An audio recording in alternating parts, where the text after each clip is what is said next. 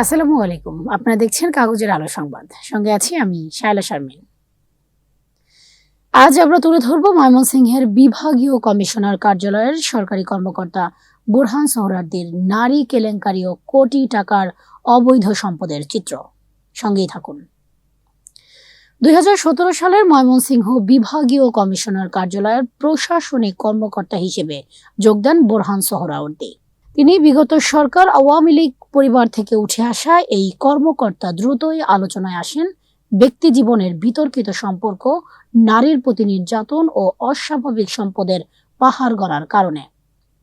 2020 সালের 12 অক্টোবর আদালতের মোয়াজ্জেম হোসেন বাবুলের চেম্বারে মাকসুদা নামের এক তরুণীকে 15 লাখ টাকা দেনমোহরে বিয়ে করেন বোরহান, যার মধ্যে 5 লাখ উশিল এবং বাকি 10 লাখ টাকা বাকি রাখেন। কিন্তু বিয়ের পরপরই অবহেলা, অবমাননা ও প্রতারণা শুরু হয়। স্ত্রীর অভিযোগ করেন, বছরের 2টি ঈদে মাত্র 2টি জামা আর কিছুই না, সব সময় করে এসেছেন অবহেলা এবং অবজ্ঞা।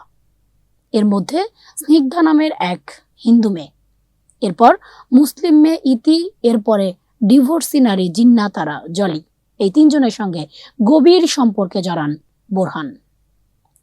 জলি নামে এই নারীর লিখিত অভিযোগে বলা হয়, বিয়ের প্রলোভনে বারবার ধর্ষণ ও শারীরিক নির্যাতন করেন বোরহান, এমনকি অন্য পুরুষের সঙ্গেও সম্পর্ক করার জন্য চাপ দেন তাকে। ভয়ভীতি, হুমকি ও মানসিক নিপীড়ন ছিল প্রতিদিনের ঘটনা। 2023 সালের 1 এপ্রিল স্ত্রী মাকসুদার আত্মহত্যার চেষ্টা করেন, পান করেন গাছের কীটনাশক, ভাগ্যক্রমে বেঁচে যান তিনি। তবে 2025 সালের 23 মে ঘটে ভয়াবহ ঘটনা। ময়মনসিংহ শহরের হামিদ উদ্দিন রোডে ঝগড়ার এক পর্যায়ে বোরহান স্ত্রীকে অ্যাসিড ছুঁড়ে মারেন। মাকসুদার হাত পুড়ে যায় মারাত্মকভাবে। এই ঘটনা সহ যৌতুক মামলা ও জলির অভিযোগের ভিত্তিতে বোরহানকে বিভাগীয় কমিশনার অফিস থেকে সরিয়ে মুক্তাগাছা ইউএনও অফিসে সংযুক্ত করা হয়। কিন্তু এখানেই শেষ নয়, তার বিরুদ্ধে রয়েছে কোটি টাকার অবৈধ সম্পদ অর্জনের অভিযোগ। স্ত্রী মাকসুদার দাবি অনুযায়ী বিভাগীয় কমিশনারের নাম ভাঙিয়ে দুর্গাপুরের ইন্ডিয়ান কম্বল, চিনি ব্যবসা ও বালুরঘাটের সকল ব্যবসায়ীদের কাছ থেকে মাসোহারা হিসেবে কোটি টাকা আদায় করেন তিনি। সেই অবৈধ টাকায় কিনেছেন কালো রঙের এলিয়ন গাড়ি। গাড়িটির নাম্বার ঢাকা মেট্রো গ 219385। তার মামার নামে রেজিস্ট্রেশন, কিন্তু চালান তিনি নিজে। আরও আছে দামি বাইক। তার মামা একজন দোকানদার হলেও তার নামে রয়েছে জমি, বাড়ি ও গাড়ি।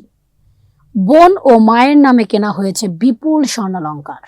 জামালপুরের সরিষাবাড়িতে কোটি টাকার বিপুল পরিমাণ জমি কিনেছেন তিনি। মাকসুদা আরও বলেন, বোরহানের মোবাইল ফোন, ব্যাংক হিসাব ও আত্মীয় স্বজনদের নামে দলিলপত্র পরীক্ষা করলেই পুরো চিত্র সামনে আসবে। তিনি নেত্রকোনার মদন থানার একটি যৌতুক মামলায় বোরহান 3 দিন কারাবরণ করেন। কারাগার থেকে বের হয়েই একতরফাভাবে তালাকনামা পাঠিয়ে দেন, দেনমোহরের বাকি টাকা আর পরিশোধ না করেই। এত সব অপরাধের পরও আইনি সহায়তা পাচ্ছে না মাকসুদা। প্রশাসনের উচ্চ পর্যায়ের অভিযোগ করেও মিলছে না কোনো কার্যকর ব্যবস্থা। নারী অধিকার কর্মীরা ও সাধারণ জনগণ প্রশ্ন তুলেছেন, একজন সরকারি কর্মকর্তা কিভাবে এত অপরাধ করে নির্ভয়ে ঘুরে বেড়াতে পারেন? কারা তাকে রক্ষা করছে ভেতর থেকে?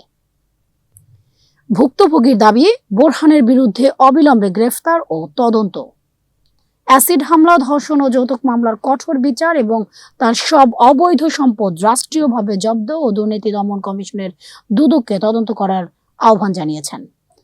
দর্শক, এতক্ষণ সঙ্গে থাকার জন্য আপনাদের ধন্যবাদ। আবার দেখা হবে অন্য নতুন কোনো অনিয়ম, দুর্নীতির ভেতরের খবর নিয়ে। ততক্ষণ পর্যন্ত সুস্থ থাকুন, সতর্ক থাকুন, সচেতন থাকুন আর কাগজের আলোর সাথেই থাকুন। আল্লাহ হাফেজ। দেখা হবে নতুন কোনো এপিসোডে।